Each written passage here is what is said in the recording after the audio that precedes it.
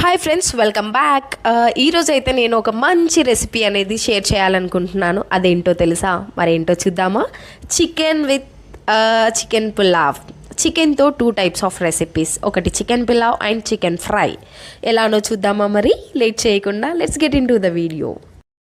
ముందైతే మనం ఆ రెసిపీకి కావాల్సిన ప్రిపరేషన్ అయితే చేసుకుందాము. ఫస్ట్ ఆనియన్స్, పచ్చిమిర్చి, కొరియాండర్ అండ్ మింట్ లీవ్స్ అయితే ప్రిపేర్ చేసుకుందాము. సో ఈ రైస్ని అయితే ముందే వాష్ చేసేసుకొని పెట్టుకున్నాను.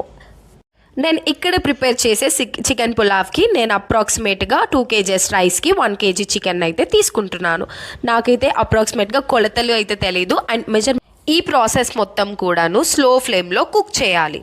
ఎందుకనంటే మసాలా బాగా అబ్జర్బ్ అయితేనే టేస్ట్ బాగుంటుంది. అందుకోసం అని చెప్పి స్లో ఫ్లేమ్లో అయితే కుక్ చేయాలి.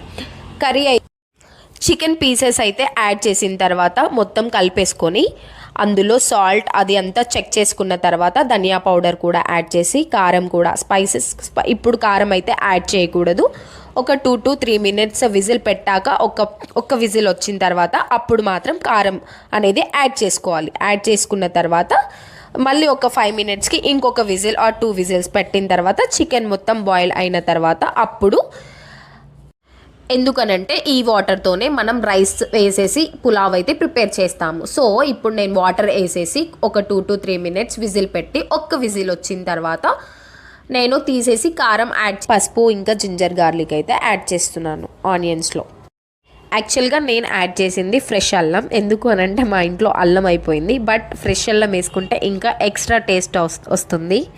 నెక్స్ట్ ప్రాసెస్ అయితే స్టార్ట్ చేయాలి. అంతలోపు నేను మెయిన్ వైల్ పీరియడ్లో వాటర్ తాగుతూ డ్యాన్స్ అయితే వేస్తున్నాను. మా ఇంట్లో సాంగ్స్ పెట్టారు, సో ఆ సాంగ్స్కి అయితే డ్యాన్స్ వేస్తున్నాను. నెక్స్ట్ ఇప్పుడైతే మనది చికెన్ రెడీ అయిపోయింది.